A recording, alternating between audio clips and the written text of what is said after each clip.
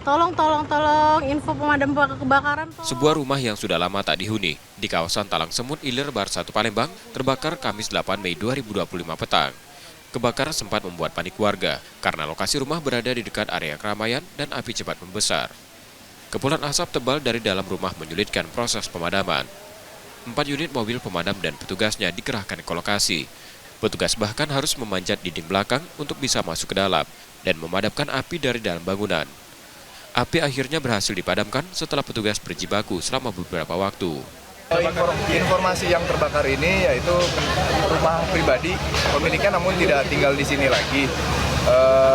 Dan juga untuk penyebab kebakarannya masih didalami oleh personil baik pun damkar. Namun untuk saat ini petugas pemadam sedang berproses untuk mematikan karena infonya masih ada api yang berasal dari dalam.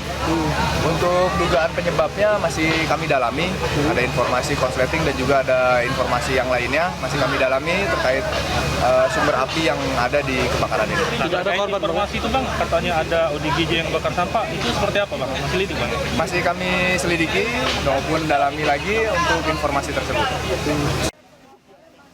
Dugaan sementara kebakaran dipicu arus pendek listrik, namun pihak kepolisian masih melakukan penyelidikan untuk memastikan penyebab pastinya. Reski Oktora, Muklas Diferensial, Kompas TV, Palembang, Sumatera Selatan.